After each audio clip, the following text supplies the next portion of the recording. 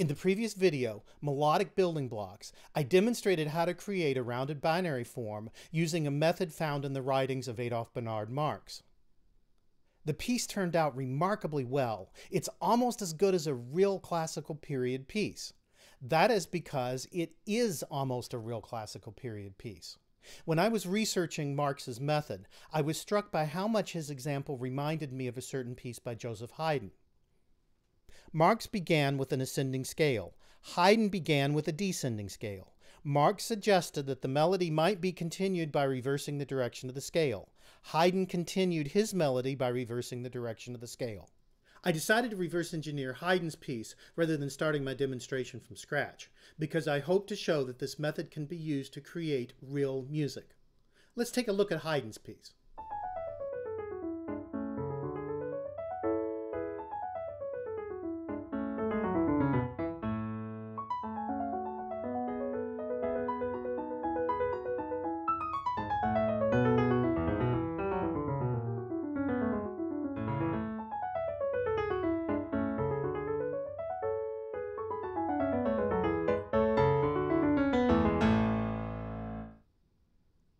Haydn's version is different from my recreation in 3 different ways.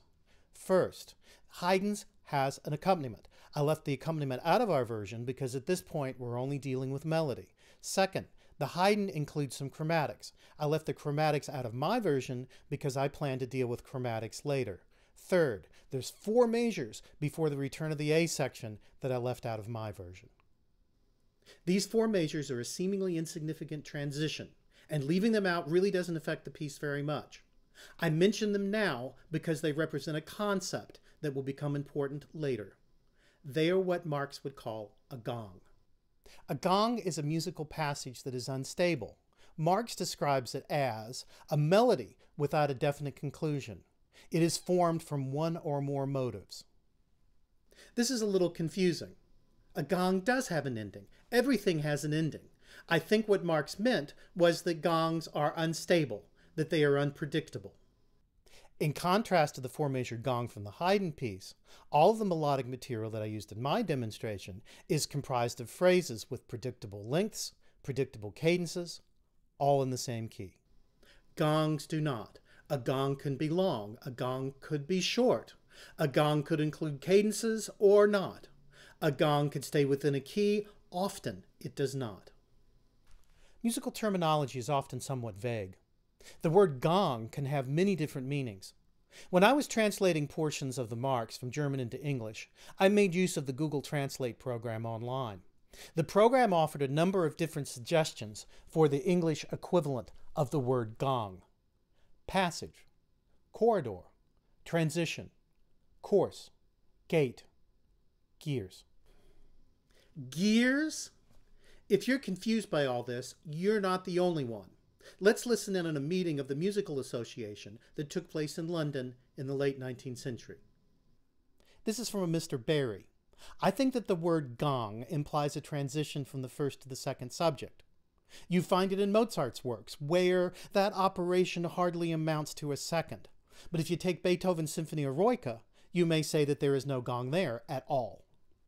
Mr. Williams, you would not call the development section a gong. I should call that Durchführung. Splitting up a symphonic movement into 3 sections could hardly be called a gong. The first subject of a sonata may be called a gong.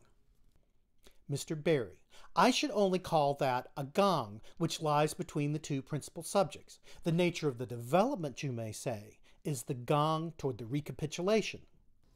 Mr. Williams responds, Dr. Hubert Parry instances a passage gradually moving up and down where a massive harmony goes with it without coming to a full close. That would be called a gong. Mr. Webb, where would you place the gong? Mr. Williams, in the development. Mr. Webb, I would call it a link. Mr. Williams, it does not necessarily come between any 2 subjects. Miss Prescott, he uses it for the kind of work rather than for the position? Mr. Williams, yes, so I have always understood. Mr. Webb, what would you call that portion in the sonata which comes between the first and second subjects? Mr. Williams, I should call that the Zwischensatz. Mr. Barry, then you say that gong denotes anything that is not the subject. It sounds like the learned gentlemen of the Musical Association are no more clear about what a gong is than we are. One comment, I think, came close to the truth, and that is that a gong is anything that's not a theme. Marx would have called a theme a satz. The word satz is usually translated into English as sentence. This corresponds nicely with the English musical term phrase. However, the word satz is not completely unambiguous. It is often used in German to refer to an entire movement. For example, erster Satz means first movement. It also has some more obscure meanings in German. It has something to do with setting type for printing and making a certain kind of a leap, a Satz machen. I suggest that we avoid German terms altogether and use English words instead. When I was young, I was fortunate enough to go to California to study with Mel Powell at the California Institute of the Arts. Powell described two different kinds of music which were based on two different kinds of motion. Going to music is inherently unstable. It pushes forward toward a goal. That goal is arrived at music, inherently stable music. Going to music corresponds roughly to Marx's gong.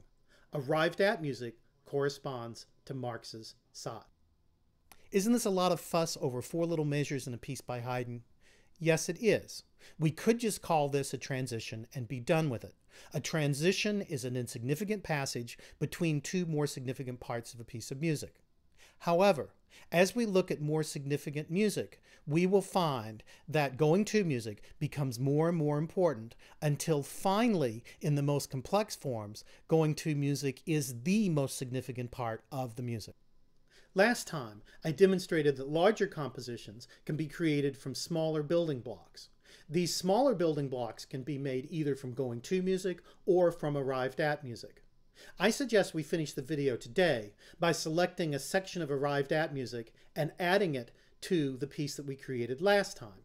Since we would like to have a complete self-contained section, I suggest that we just pick an existing section from a piece by Joseph Haydn.